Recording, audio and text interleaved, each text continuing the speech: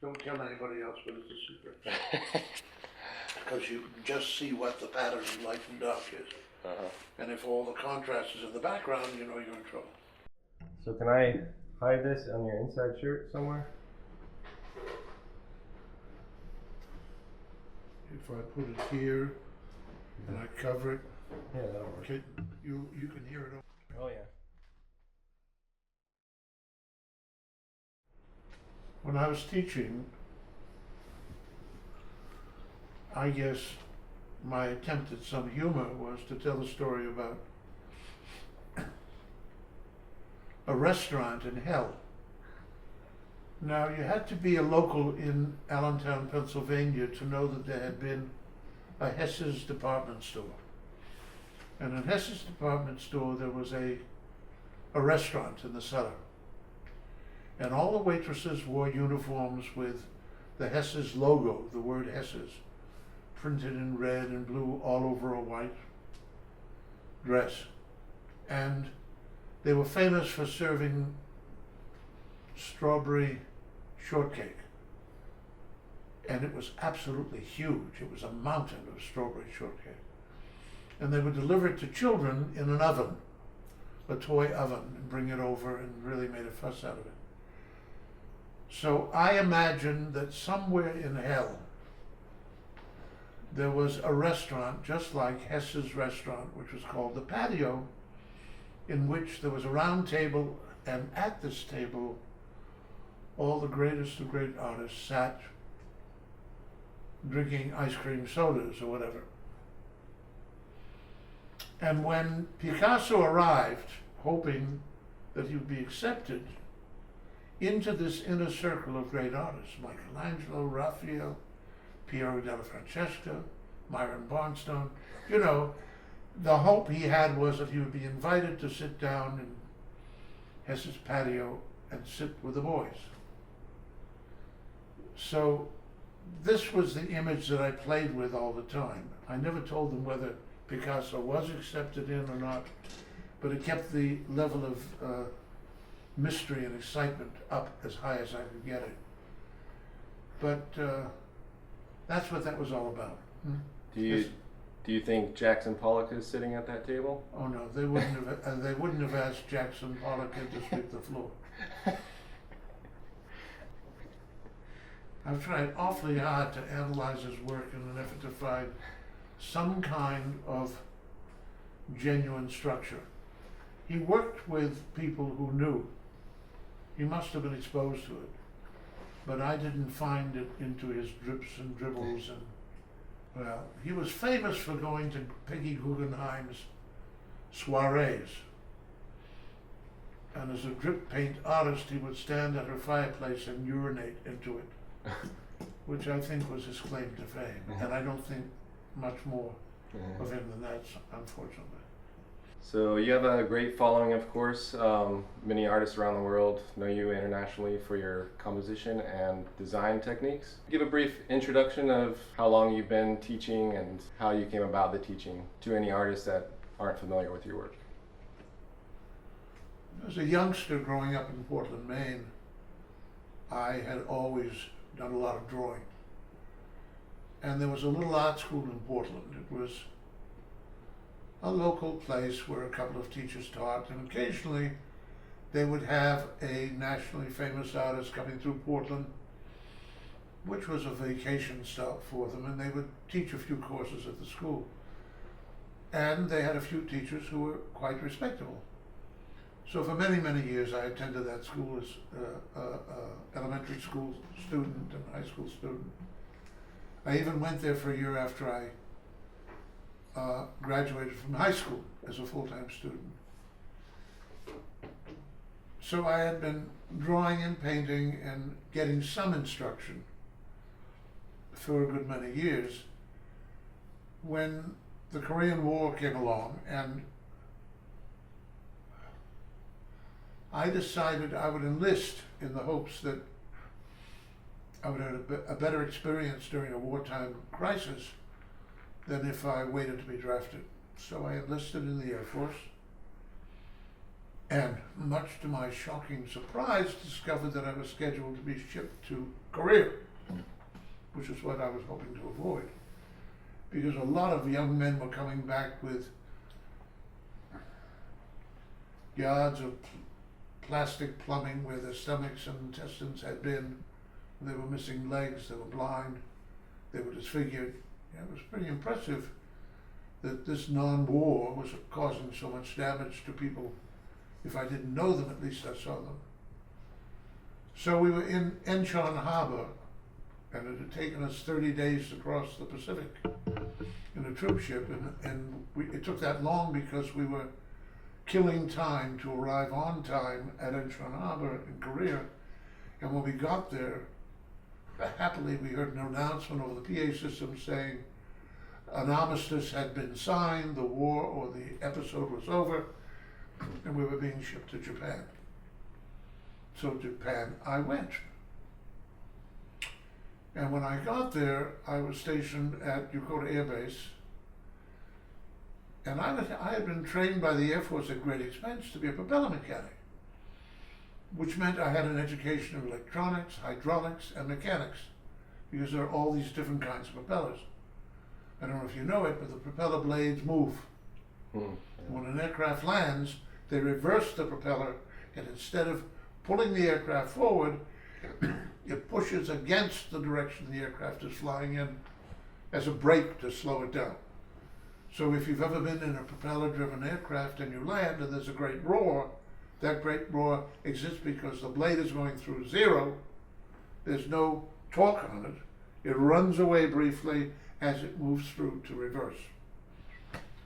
Well, the schooling was marvelously interesting, but when you got into a prop shop, you discovered that you sat on the dome of a propeller, you reached underneath the cowling of the engine, you passed your arm over it to get to the governor for the propeller, and every nut and bolt was safety wired and clipped with cutting shears, and you were ripping all of your flesh, covering yourself with grease. So when you came here, when you brought your arms out, they were covered with your own blood and all the grease that was underneath there. And I decided there might be something better to do than punish myself like this. So I got a job in the maintenance control office. And when I got in there were 3 or 4 master sergeants, a number of staff sergeants. There were a couple of NCOs, there were a couple of officers. There was a captain, a lieutenant, and a major. And I realized that the place was terribly ill-organized. So I started to redesign the work order paperwork. Remember, I have no rank. I have no authority. I've always gotten away with murder. I was allowed to do all this. I sent almost everybody in the office out to play golf. I redesigned all of the work orders and paperwork.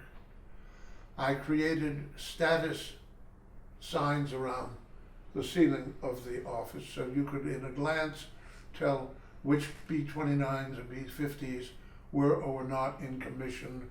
If they weren't in commission, whether they were waiting on parts or what systems were being worked on, etc. And I really cleaned up the whole business, and I had a marvelous time. But in the process, I would go out and have a smoke in the hangar, because the office was in the back of the hangar. And there were Japanese guards who were guarding the American aircraft on the field at night, and I would chat with them. And I would offer them coffee, because I got great thermoses of coffee for the crews. And they didn't necessarily like coffee, but it was full of cream and sugar, and they could drink more cream and sugar with a little warm coffee than anything else, and be very, very content. And the word got out that Barney-san was giving them coffee. So all of the guards, I don't know, there must have been 50 or 60 aircraft stands all around the base, and they would recycle their way through my office. And I charged them. The coffee wasn't free. I insisted that they teach me a Japanese phrase and correct my pronunciation in exchange for the couple of coffees they sucked down while they were there. and the donuts they ate. I had access to donuts. Well, one afternoon, and I didn't go off the base much at that time, one afternoon I took a walk outside and it was raining, sprinkling. The English would call a soft rain. And there were raised paths between the rice paddies, which of course were underwater, and standing up to their knees in the water were these Japanese peasants with straw hats that were huge. Almost, they were hats, but they worked as umbrellas, and the rain would, and across their backs they had straw mats.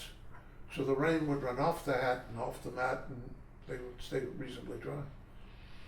And I'm walking along this raised pathway when suddenly I hear shouts of Bani-san, Bani-san, and all the peasants are standing up and waving. And they're not peasants, these are the gods that I'm giving coffee to in the hangar at their day job. Well, I met a few of them. They invited me home and introduced me to their families. And with them, I would take excursions into the countryside to some of the most beautiful landscape in the world. Meanwhile, my Japanese was improving, and it made my experience in Japan very, very, very special. I regret that when I was suddenly shipped off to Okinawa, unexpectedly, I had failed to get enough information about these people to keep in touch with them for years, because they made my experience in Japan so very, very special. But no, I had a good time in the military, and I had a good time doing demanding work, because the maintenance control, keeping a whole squadron full of aircraft in the air and in flight commission, was quite a responsibility. That while I should never have had it, because I had no training, I had no qualifications, and I had absolutely no rank, and I couldn't get rank, because if you're not working in the field that at great expense the Air Force has trained you for, you can't get promotion. I didn't care. What I was doing was more interesting than sitting in a prop shop with a bunch of guys listening to terribly sour, dirty jokes, which didn't seem to pass the time as well for me as it did for them. And it also gave me an existence in Japan with a whole community of people, which led me even to attending drawing courses and meeting art students and developing quite a community. So were you able to draw? And I was able to draw, and I attended classes, and yeah, one of the Japanese gods and I became very friendly. His name was Kenji.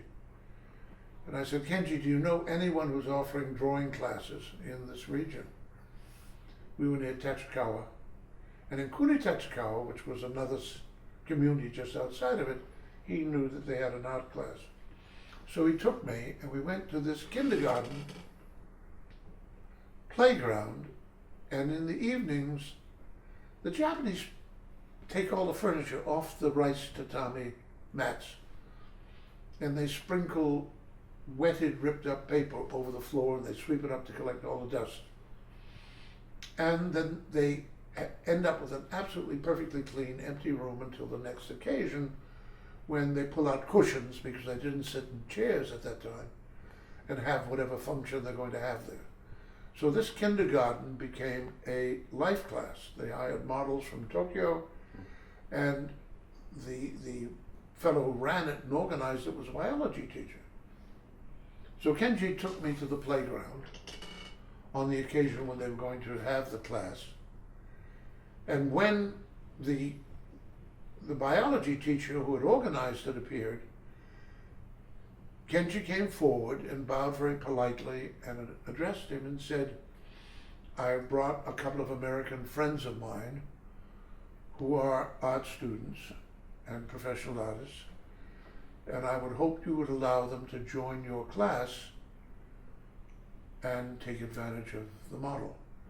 They would, of course, pay yada, yada, yada. The biology teacher who was the head of all of this said, hell no. I wouldn't have these terrible blankety-blank Americans anywhere near anything I was doing. Mm. And I made a terrible mistake. I spoke Japanese well enough to understand what he was saying, and well enough to tell him I deeply apologized for our presence, which he obviously found very insulting, and we will leave.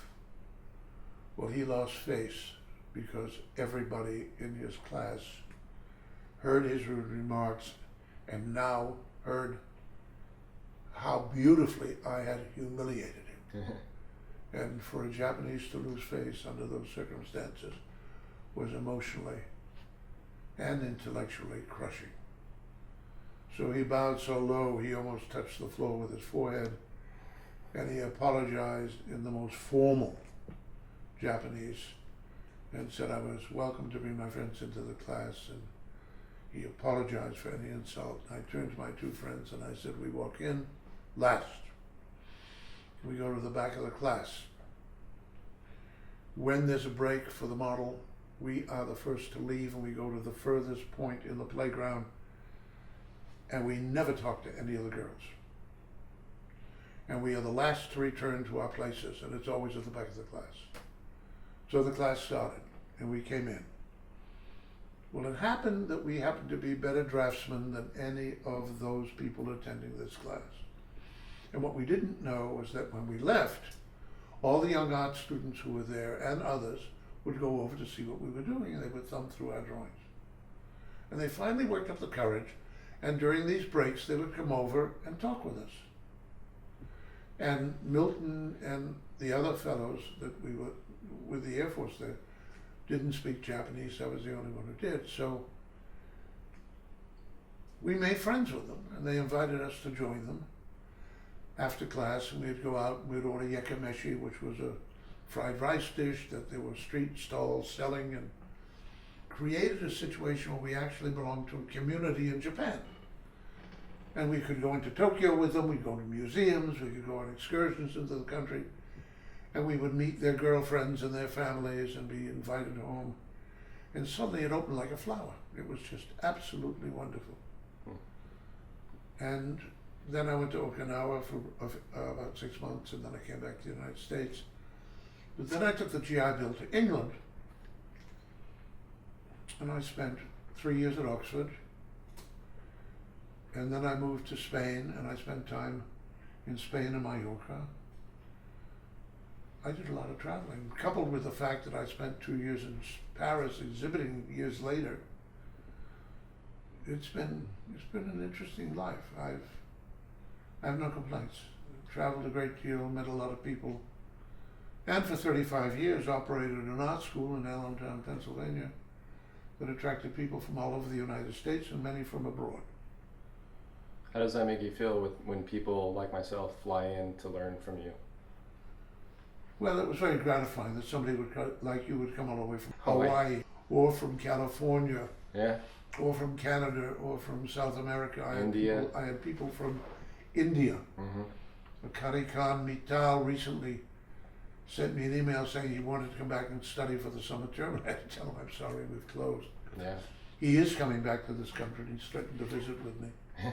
He's a very successful commercial graphic designer in India, and it was a pleasure to have the opportunity to attract serious professionals Mm-hmm. that had enough regard for what I was doing to want to study with me. It was very gratifying. So within all of your travels, can you remember when the first time you found all of the design elements and the composition techniques that sparked your inspiration to teach it for 35 years? No, I don't. I was steeped in what I was doing.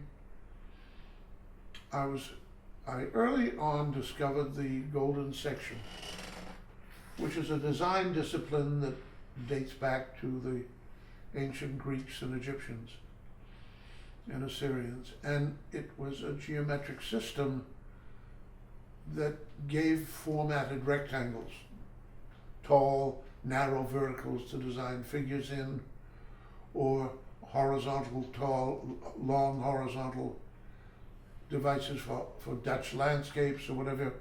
And each of these rectangles had a name. They were root rectangles. They were based on dropping the diagonal of a square or dropping the diagonal of half a square.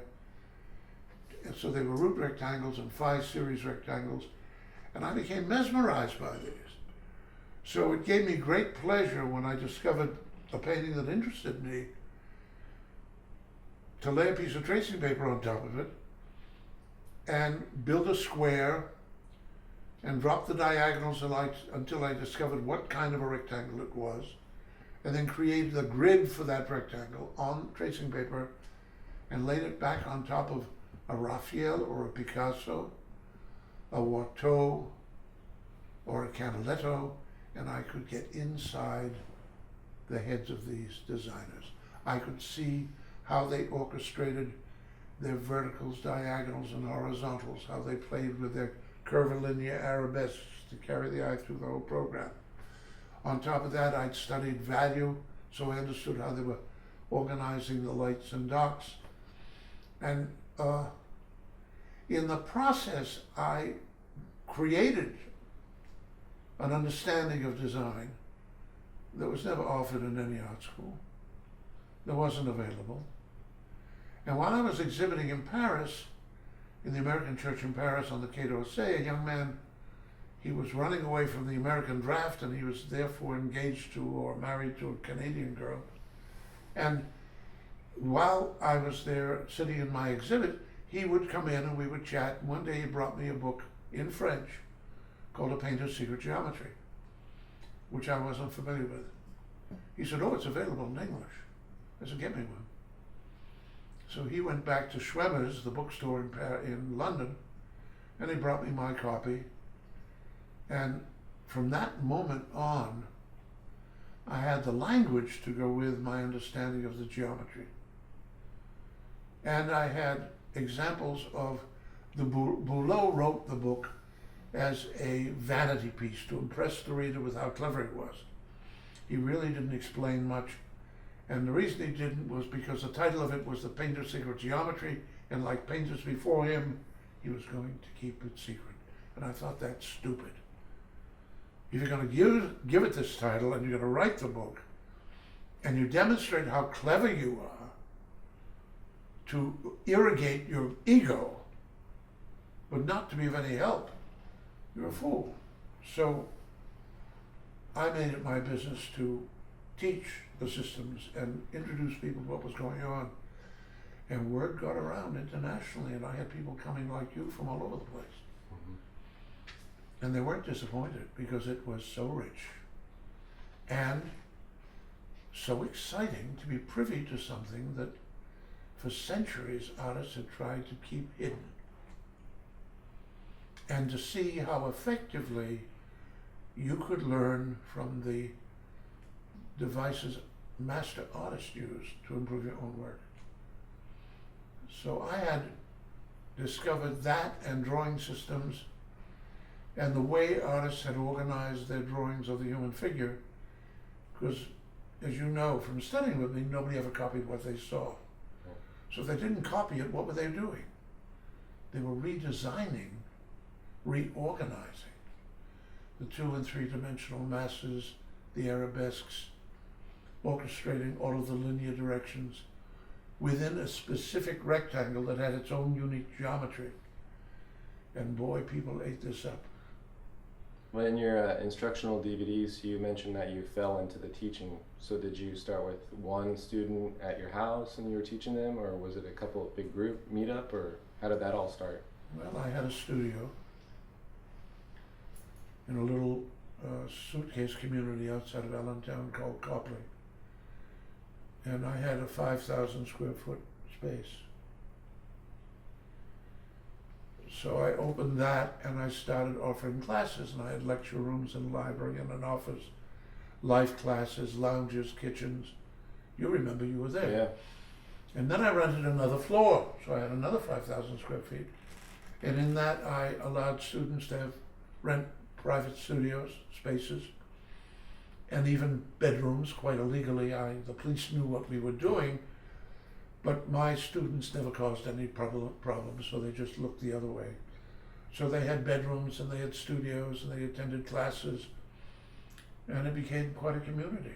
And as you saw, I attracted people from all over the country and all over the world. And yeah, between that and the fact that I was quick-witted enough to have all of my lectures videotaped, those videotapes are still selling all over the world. Right. And they offer my drawing one course, my color theory course, my figure drawing disciplines. You can't teach figure drawing without a model.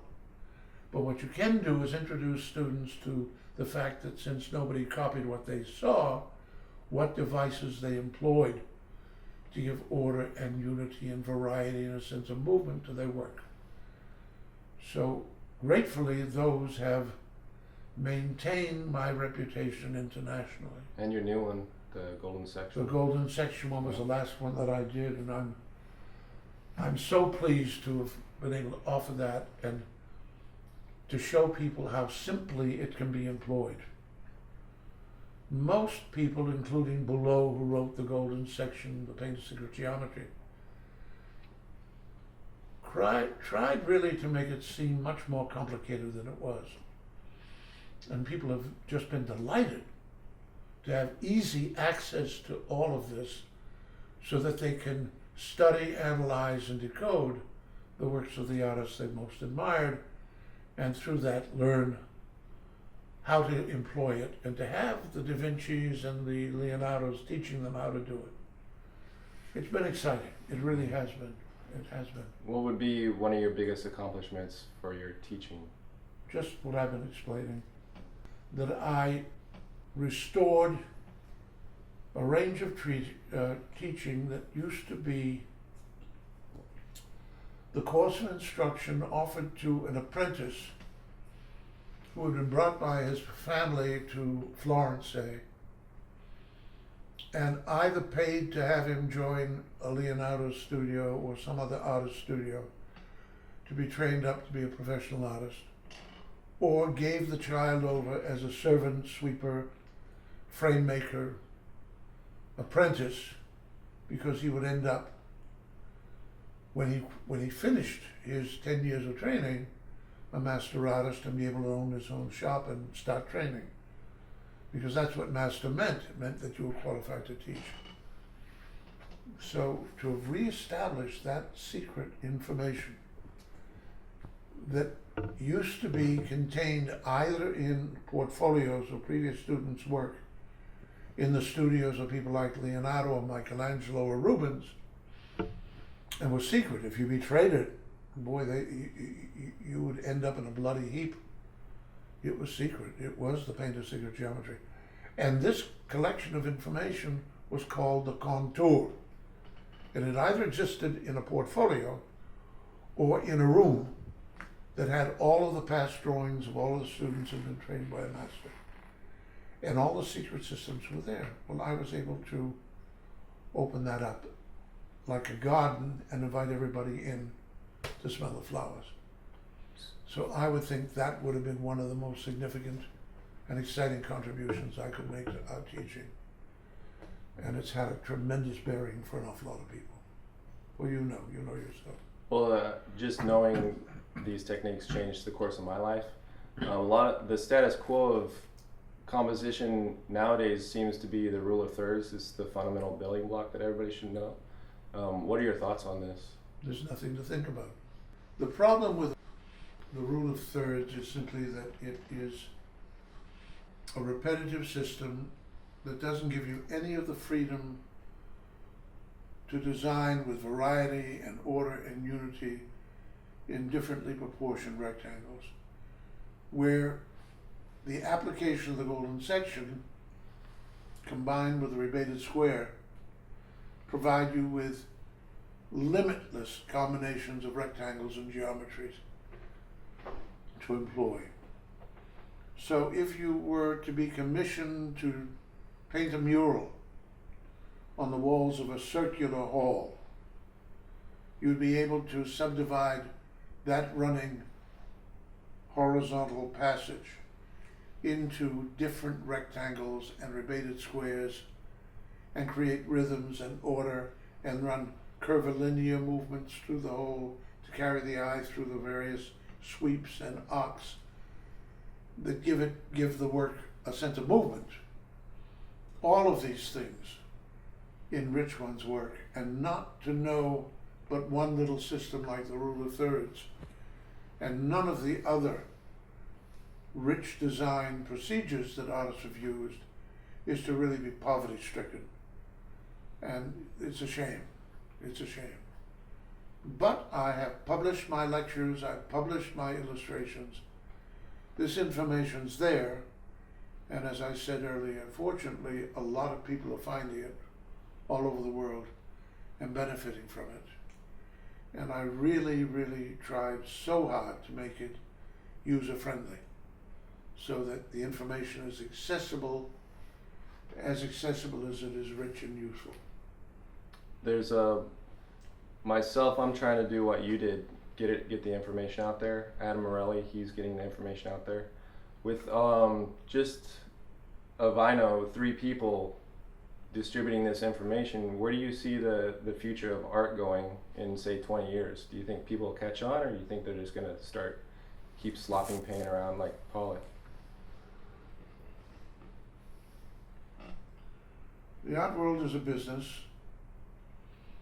Galleries and publishers are promoting the work of artists for their own personal interest, and they need to feed the machine to make their own kind of profit.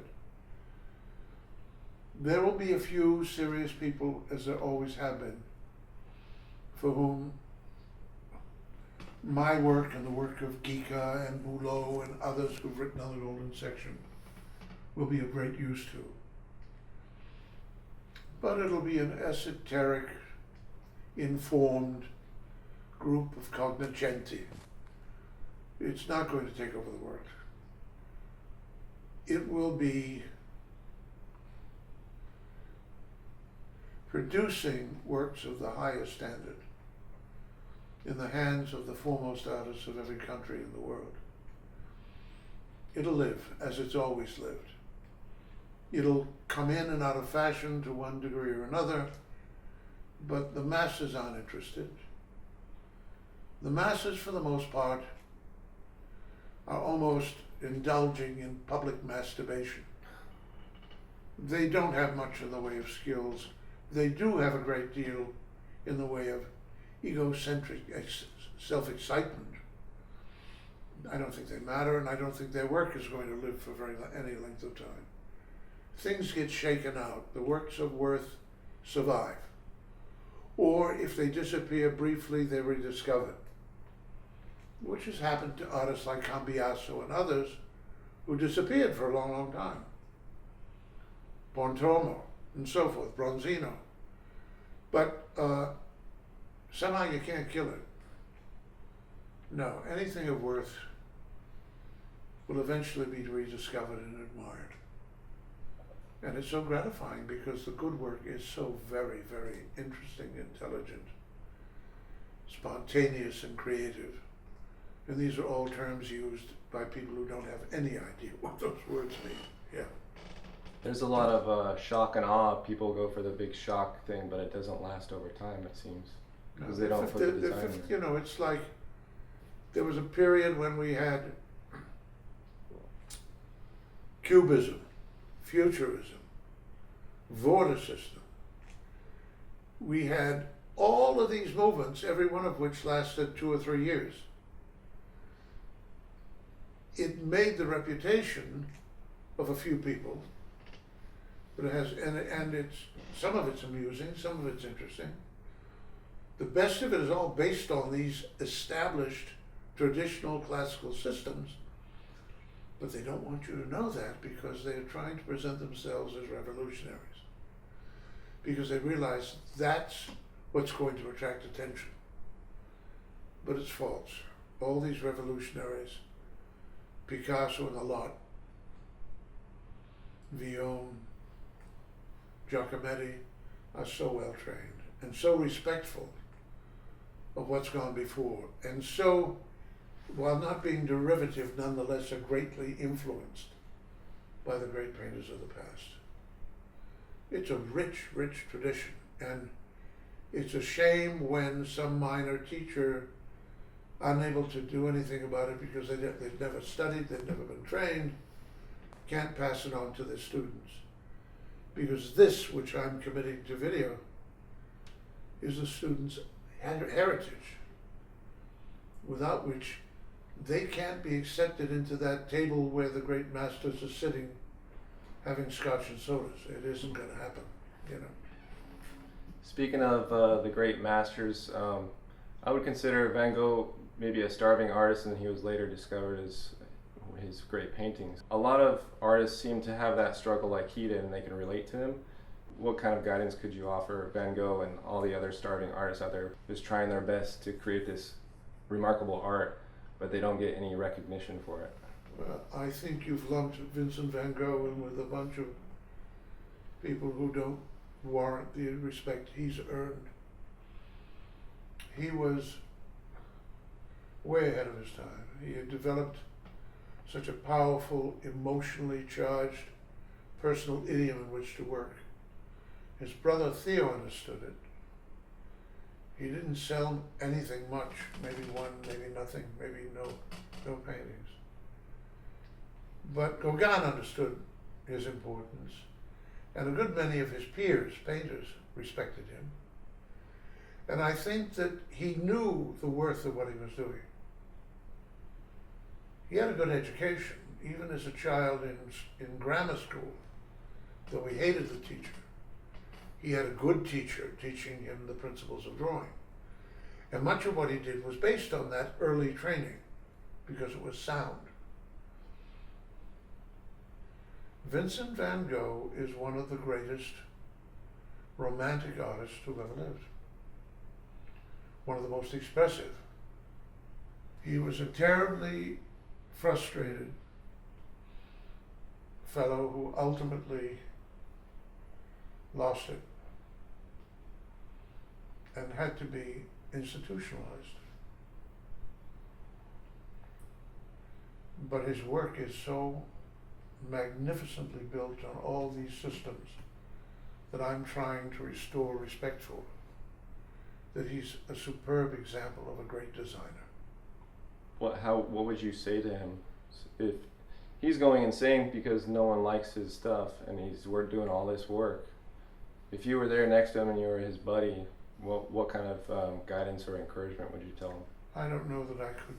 I could simply encourage him because I respected what he was doing, and tell him how great the work was and how sad it was that he wasn't winning respect. But that wasn't going to reduce the pain he was suffering, because he didn't feel that people listening to his work or understanding what he was doing. He's a very disappointed and frustrated fellow. But in recent times, and I wish I could remember it more clearly, some young artists that he met had a conversation with him, and he so encouraged them. And he was so compassionate. And I think that's who he was.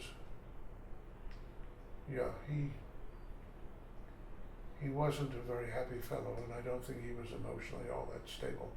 Mm-hmm. And his frustration was only exacerbated by the fact that he was ignored.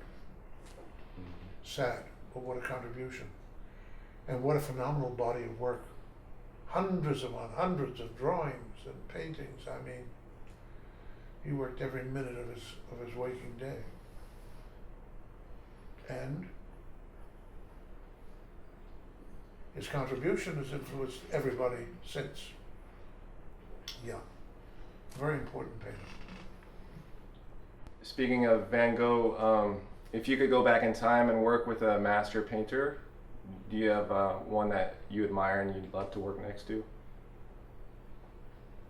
No, I don't think that way. I'm so impressed with artists of every epoch and their unique language and the achievements that they've offered the world, that I can't slice it down to one, because each one is dependent on so many of the people that came before them and from whom they've learned and incorporated their lessons from.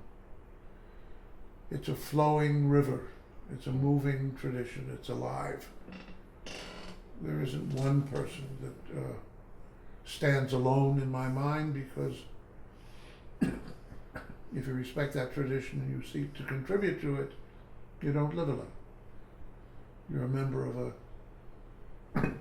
a great tradition, and you have such respect for it, you don't want to trivialize it or commercialize it. Right. What is your favorite painting, and explain to us what makes it your favorite? Do you have one that you've really cherished? I can't address that, because I'll give you an example of what it's like for me to go into a museum like the Uffizi. I went into the Uffizi again many, many years after my first visit.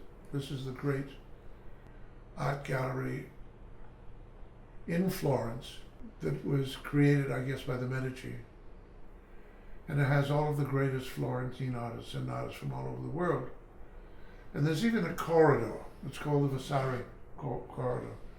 Vasari was an Italian artist and architect. And he designed a corridor that extended from the Uffizi, which was in the center of Florence, and it went out second story along the walls of buildings and crossed over the river Arno and went along the river to the Pitti Palace, which was another Medici palace. And it was designed by Vasari to provide the Medici an escape from their palace in Florence if and when, and there were these occasions, the community rebelled against them and they had to escape.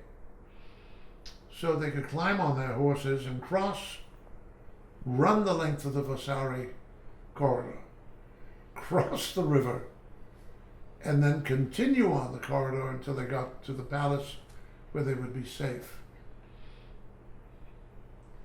That corridor exists. I tried 4 or 5 times to visit it, because hanging in it are portraits by just about every important, self-portraits by about every Western painter to have ever lived. And I so badly wanted to see it. And I would have students studying with me when I was teaching at Moravian College and at Lehigh, who had had the good fortune of discovering that it was open when they were in Florence, and they were able to go. And I was never able to get into it. And if somebody wanted to gift me something, it would be a private plane to take me to Florence and a limo to take me to the Uffizi, and providing snacks and cocktails along the way, allowing me to walk through that grand gallery. But every serious painter who wanted to be remembered, the crowd at the table in Hess's patio has their portrait hanging on those walls. It's pretty nice. I guess that's what I would like to have happen. Well, that concludes. Thank you. Thank you for having me. Que bueno, que bueno. Que bueno. Good job. Yeah, I'll sit here. I won't be able to stand up, but it's comfortable while I'm here. Yeah, I'll take this off you.